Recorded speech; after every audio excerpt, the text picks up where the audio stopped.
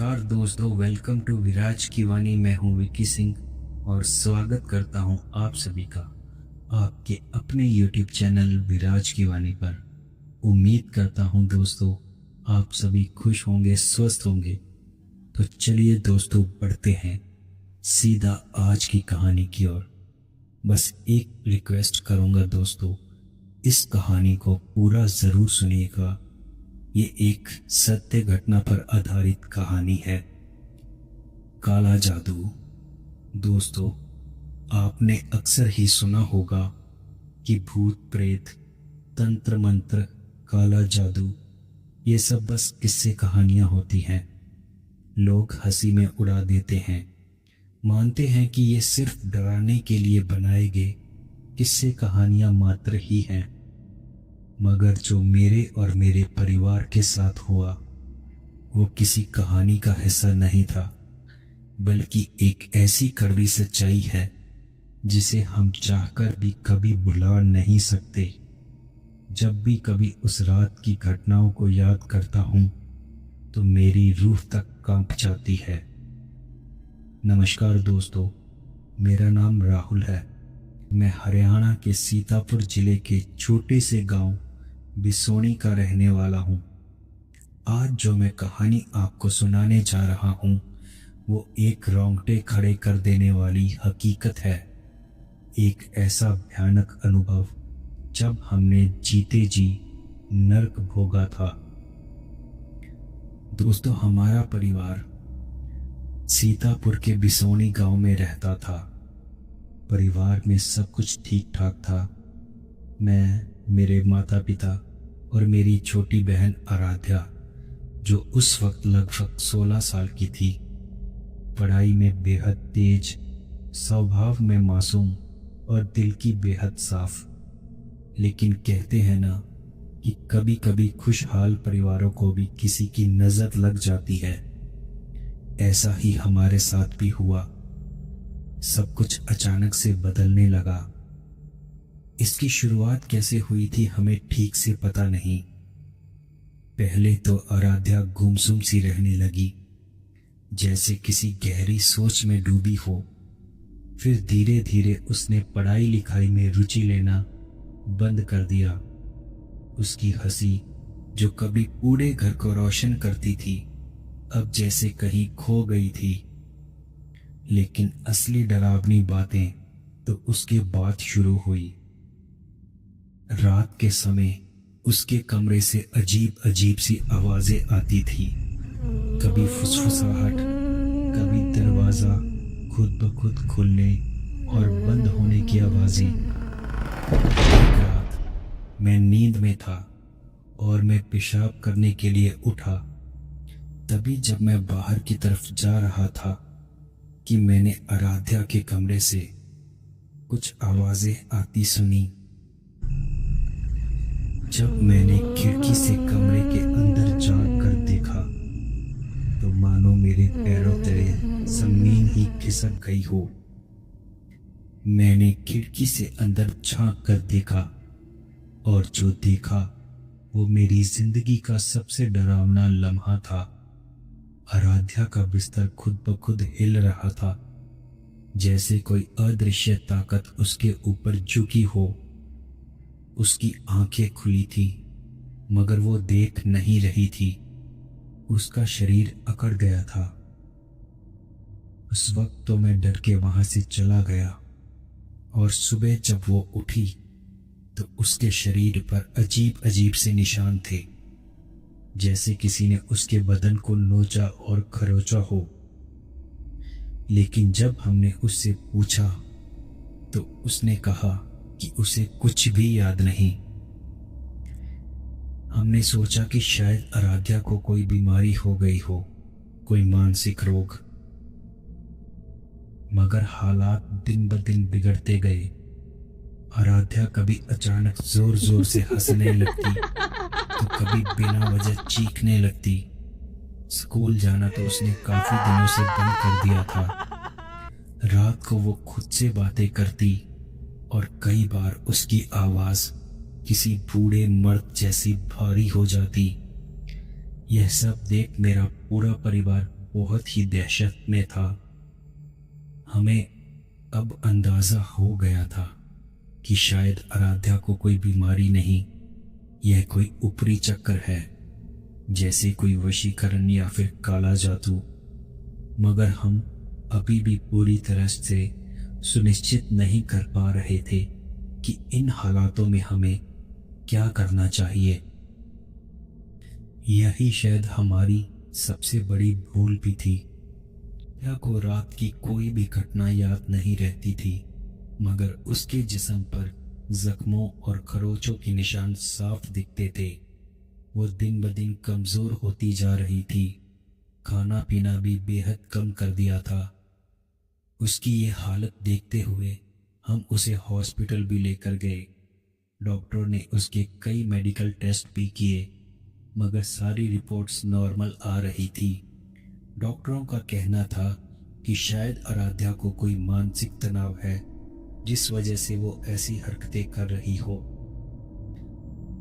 डॉक्टरों से निराश होकर हम आराध्या को लेकर वापस घर आ गए।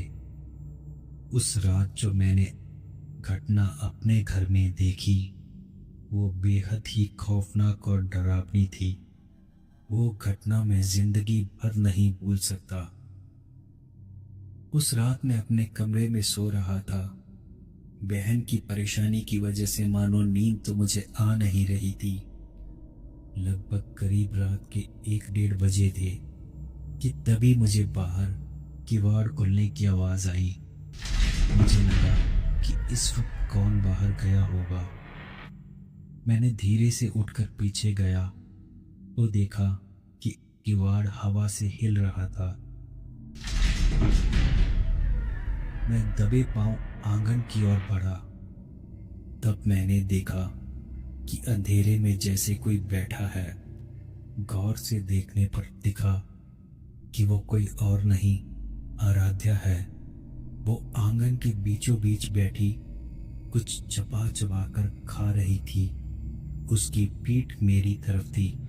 मैंने डरते हुए ही आगे बढ़ते हुए उसे आवाज दी, आराध्या, आराध्या, बेटा इतनी रात को यहाँ क्या कर रही हो? उसने मेरी किसी भी बात का जवाब नहीं दिया।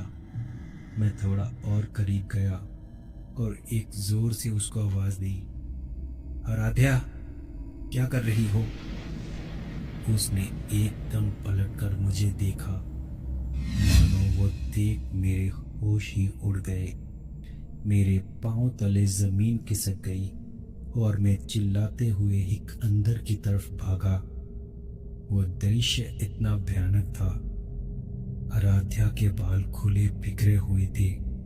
उसकी आंखें एकदम से जैसे सफेद हो चुकी थी और वो आंगन में बैठी एक काली बिल्ली को चबा चबा कर कच्चा ही खा रही थी।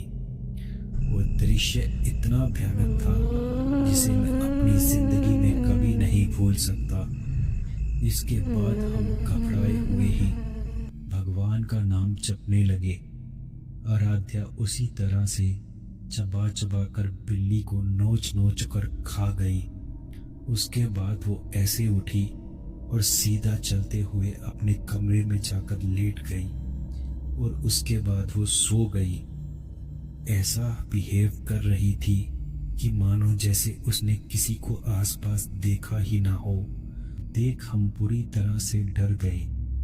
अगले ही दिन मेरे पिताजी ने हमारे पुश्तैनी पंडित जी को घर बुलाया। पापा ने पंडित विनोद मिश्रा जी को बुलाया था।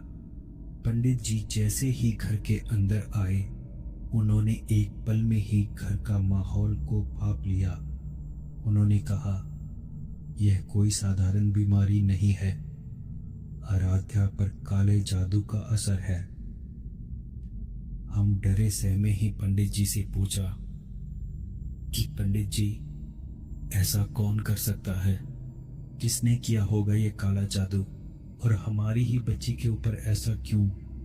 हमारी मासूम सी बच्ची ने किसी का क्या बिगाड़ा था? ये कहते हुए ही मेरी माँ मानो रोने लगी। तब पंडित जी ने हमें एक उपाय बताया। उन्होंने कुछ मंत्र पढ़ते हुए एक नींबू से सुई लेकर लाल धागा पिरो दिया और उसमें कुछ गांठें लगा दी और फिर कहा कि आज रात 12 बजे के बाद इस नींबू को लेकर मोहल्ले में घूमना, हर गली में जाना। जिस घर के सामने नींबू का रंग लाल हो जाएगा, समझ लेना कि उसी घर से ये काला जादू किया या करवाया गया है। इस समय जब पूरा गांव सन्नाटे में डूबा हुआ था, मैं और मेरे पिताजी वो नींबू लेकर निकल पड़े।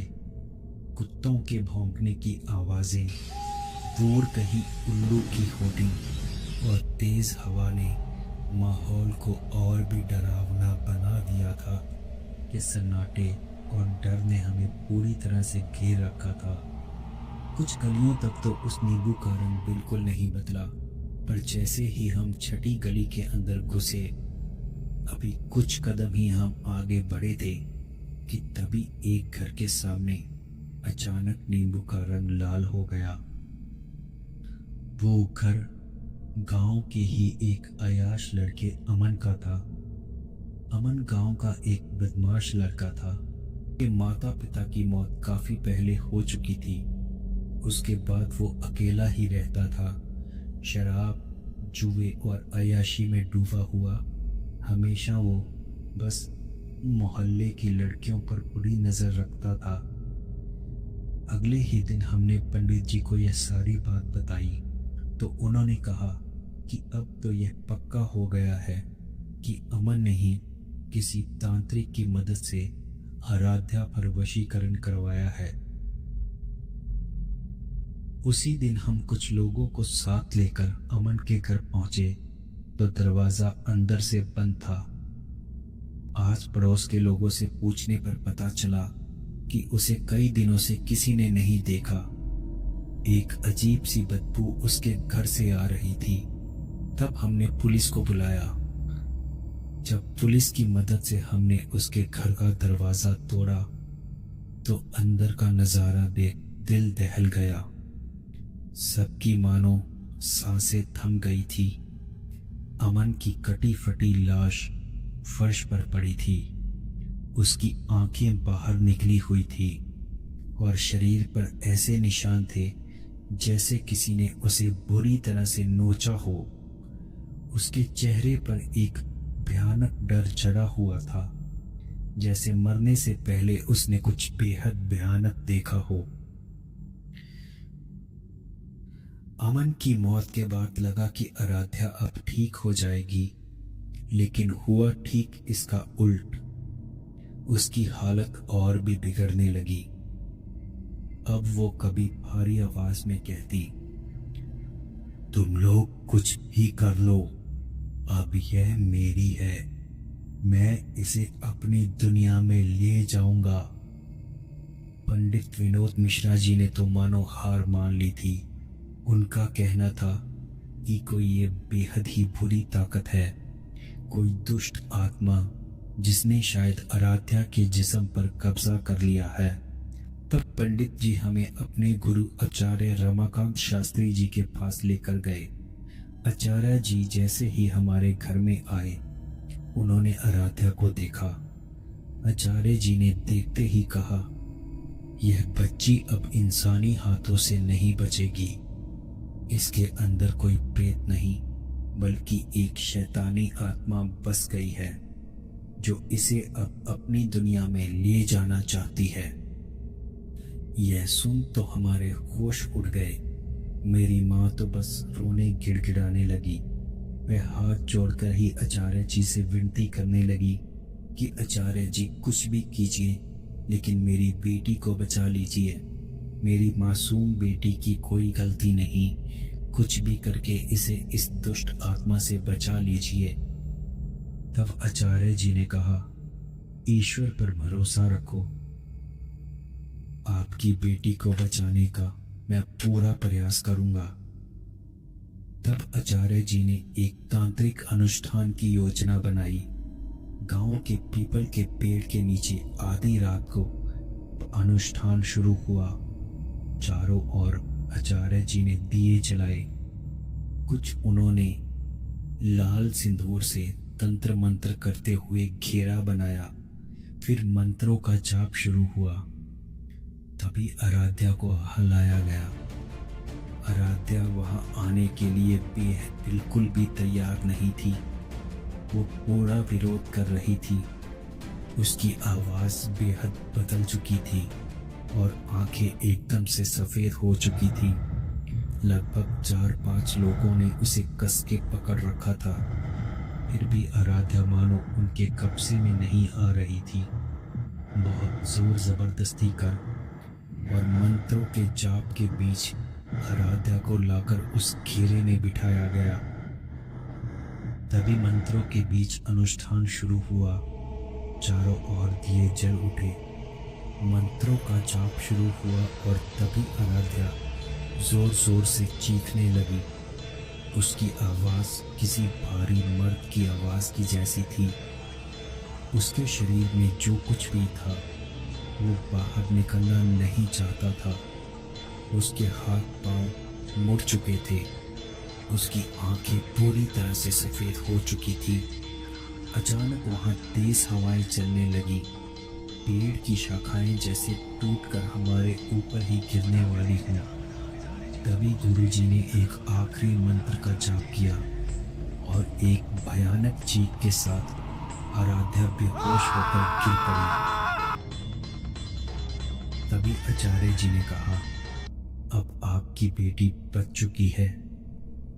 तब आचार्य जी ने आगे बात बढ़ाते हुए कहा, यह एक बेहद दुष्ट आत्मा थी जिसने अपने जीवन काल में बहुत ही कुकर्म और अय्याशी की थी, लेकिन इसकी अचानक मृत्यु हो गई। वक्त से पहले मौत हो जाने की वजह से यह इसी लोक में भटक रही थी। अमन ने जिस तांत्रिक की मदद से वशीकरण करवाया था वो तांत्रिक भी अभी इस खेल में कच्चा था। उसने एक प्रेत आत्मा को जागृत तो कर दिया मगर उसे रोकने की क्षमता उसमें नहीं थी। ये दुष्ट प्रेत आत्मा ने ही अमन और उस तांत्रिक को भी खत्म कर दिया था। आराध्या पर यह प्रेत आत्मा फिदा हो चुकी थी। आराध्या और इसके बीच आने वाले हर इंसान को वो मौत के घाट उतार देती। वक्त रहते ही आप लोगों ने हमें संपर्क किया और इस बच्ची की जान बच सकी। हमने हाथ जोड़कर पंडित जी और आचार्य जी का शुक्रिया अदा किया। अगली सुबह जब आराध्या उठी तो उसे कुछ भी याद नहीं था, मगर हम जानते थे कि हमने एक ऐसी चीज का सामना किया था जिसे शब्दों में बयान नहीं किया जा सकता। तो दोस्तों, यह थी मेरी एक सच्ची कहानी। लोग कहते हैं कि तंत्र मंत्र काला जादू महज अंधविश्वास है, मगर मेरे लिए और मेरे परिवार के लिए यह एक ऐसा कड़वा सत्य है जिसे हम कभी नहीं भूल सकते। आज भी जब मैं आराध्या के उस चेहरे को याद करता हूँ मेरी रूह तक कांप जाती है। इस कहानी को सुनने के बाद क्या अब भी आप मानते हैं कि ये सब बस किस्से कहानियां हैं? तो दोस्तों, यह थी आज की एक कहानी। उम्मीद करता हूँ आपको काले जादू की ये कहानी पसंद आई होगी। दोस्तों, अगर कहानी में यहाँ तक बने हुए हो